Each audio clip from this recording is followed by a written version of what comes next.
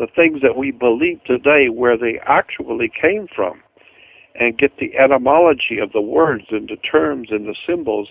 And then you begin to see that everything you're looking at today has a history. Nothing developed none of this that we live in today and on this earth, none of it evolved from a vacuum.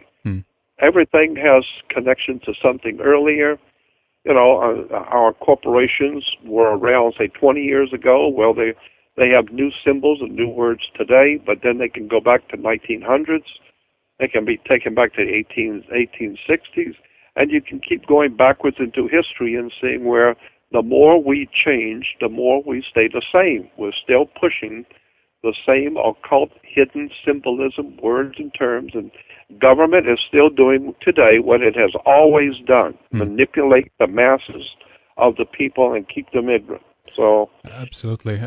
Jordan, I want to ask you a little bit about, you alluded to historical, basically, cover-up before as well. I mean, people have to realize that things that are happening today in Libya or, Iraq or Afghanistan, that's been happening in many parts of the world 1,000 years ago in some cases. Absolutely. And this seems it seems to be an agenda, of destruction of knowledge and spreading of the confusion that you alluded to earlier as well. And again, this has been going on for thousands of years. But what do you think is the primarily driving force behind this? Is this connected with the spreading of the knowledge of the Luciferian agenda, or how does the Christian or the Vatican come into this, Jordan? Well, I think that what we're seeing in these wars and conflicts around the world are basically boils down to religions. And religions, not modern-day religions, but the modern-day religions of the world today are nothing more than the modern-day interpretation of the ancient world religions. And of course, in the ancient world, there was nothing but wars and bloodshed and violence between cultures and religious cultures in the ancient world. Well, we're still doing these crusades of the Middle Ages. We're still having a crusade with the Vatican manipulating America and England into going into the Middle East for the Vatican purposes. That's why we're in the Middle East. It has nothing. I don't think it has much to do at all with oil, but I think it has more to do with religion and cultural clashes of the ancient world, and we're still seeing it happening today. So, this whole thing about the dawn of a new day, it ties in Nazism, communism, fascism, capitalism, especially monopolistic capitalism. But this whole concept of the new dawn, the dawn of a new day, also can be traced back to the earliest beginnings of the Roman Catholic Church in the 4th century. The symbolism of the beginnings of Roman Catholicism, using the symbols and terms of the dawn of a new day. There's a very big story here, as I said, that I haven't even begun to get into the real implications of that symbol of the sun rising today. I mean, Jesus is referred to as God's Son, our risen Savior. So I am totally convinced from what I've been looking at theology for the past 45 to 50 years that there's a world of difference between the concepts and ideas of the original Christianity, as far back as where it actually began, as opposed to what we have and what we're calling Christianity today. Christianity today has nothing to do with the original concepts of Christianity going back to the 1st, and 2nd, and 3rd century. And with the coming of the 4th century, when the Vatican, Rome was in collapsing, and it mutated, the Roman Empire mutated into the Vatican. And from there, we have the Teutonic Knights, with the whole concept of the Teutonic knighthood having a Messiah, a Teutonic Messiah, which gave the world the Hitler complex. So there's a very ancient story about Christianity that's never been told to the people today. So I believe, it's just my opinion, but I've been looking at this for 50 years. I believe that today's religious world of Christianity is actually a tool that was developed by the Illuminati to control the world. And I think that Christianity itself today bears no resemblance to the original Christianity in its very original form. And I've talked with so many of the rabbis and teachers and professionals and all of the truly interesting people who have been doing research on all of this kind of subjects, all their life. And that's generally what I'm hearing and what I'm getting, is that the church today does not represent Christianity in its original form at all. Mm. It's a religio-political commercial system that was developed around the 4th century and was basically developed to be a religious, political, sociological world movement. And it bears, and when you begin looking at the symbols, the words, and the terms that are used today in the churches, you begin to see the connections between Illuminism, Luciferianism, the Illuminati, manipulation of governments, money. It's a hell of a subject. There's no doubt about that. And it's not the kind of thing you can explain adequately, on a radio show. I mean, you have to do a 4 or 5 hour video presentation where you show all the symbols and words and show how it has evolved over the years and mutated. Yeah. Then people begin to understand for the first time. Absolutely, and in some regards, it's a life study trying to incorporate the history of the world and trying. I mean, as you know, this goes on and on. There's new things coming to the surface all the time, and just all the time. Throughout the day here, I've been watching some programs on the how the Goths up here in Sweden were taken over and Christianized, by Charlemagne sending out people like Ansgard, the saint from Bremen and Hamburg in Germany around I think it was around 500-600, something like that. But what always has been curious to me is how this little sect in the Middle East, the Essenes or whatever, that particular theology, if you will, or that religion was something that was picked up by the Roman Empire, kind of converted into their own version of this, and then exported and forced upon the rest of the world, when there's so many other religions and stories out there. Why do you think that is, Jordan? Any idea about that? What you've just said, what you've just enumerated, is exactly what I just said.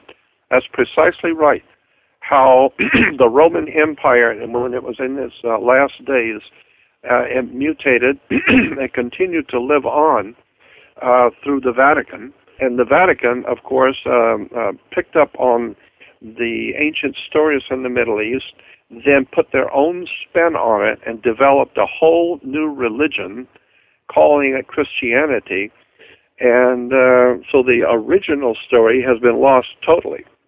Yeah. And anyone who would carry on that original story of Christianity was persecuted by the church, hunted down, and murdered. So that you look at the history of the Roman Church and the Roman system in Europe, and look at what it's done from about, as I said, about the 4th century on. And we have inquisitions where they were hunting down people who weren't going along with the new Roman religion. Yeah. And so the Bible is filled with all of these tales about they who would present themselves as worshipers of God and in point of fact be worshiping the dark side. And so that's why, I mean, I've been saying this for a long time, there's a biblical concept that has, the Bible has Jesus saying, by their fruits you will know them. The idea is that if you don't know what a seed is, you just have a seed, but you don't know what it is, the scriptural idea is to plant the seed and let it grow. And when it grows up, if it's an apple tree, well, then that tells you what the seed was. Mm.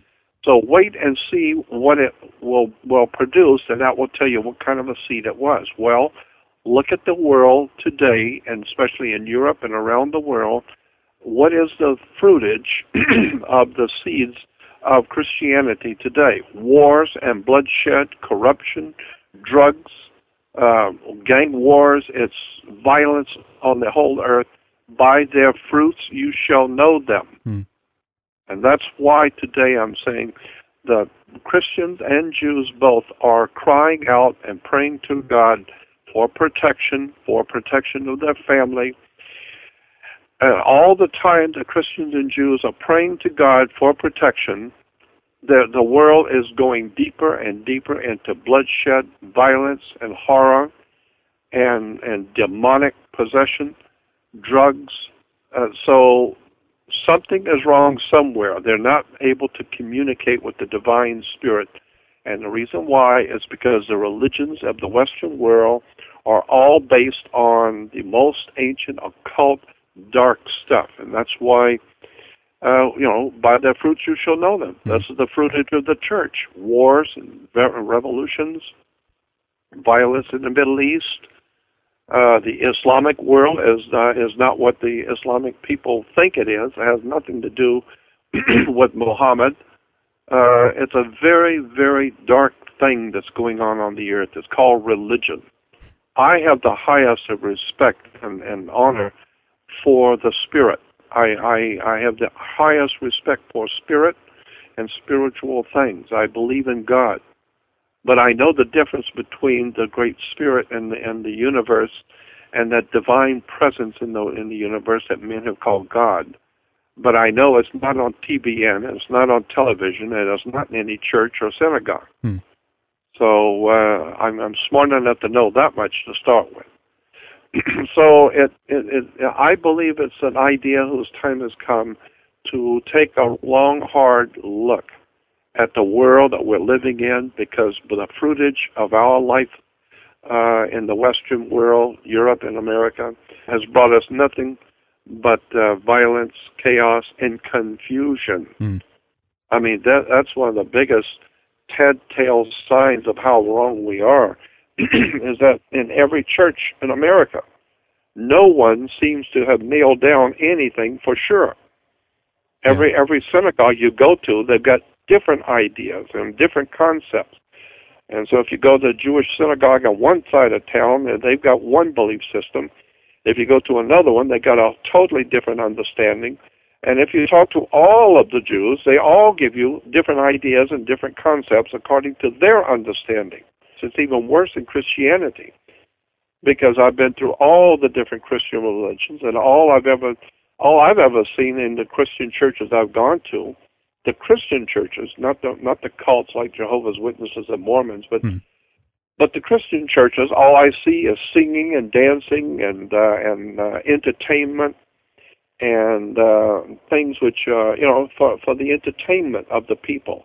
Nothing of any redeemable value. Nothing that educates the mind and causes you to think deeply about spiritual things. Right. No, there's nothing but guitars and noise and singing and hymns, and people feel good about it, but it doesn't do them any good. They don't know anything. So now, from your perspective, do you feel that all of this, the fruits of this, is because of the religious programming, that this was kind of in the seed to begin with, or has this simply kind of degenerated throughout the hundreds and now up to thousands of years here, and now all that's left is kind of an unconscious, insanity, if you will, or has this been planned? Yeah, no, I would say no. It wasn't. It hasn't developed into this insanity. I'm saying that as far back as the 4th century, it was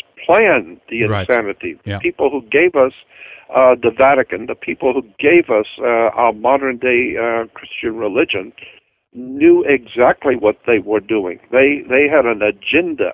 They were the Roman system of politics and religion and commerce. And so they already knew what they were doing. They were putting together a religion that would hold the glue, that would hold the empire together. and ultimately dominate the world. So the great kings and leaders of the church, they had no misunderstanding about what they were doing. They were developing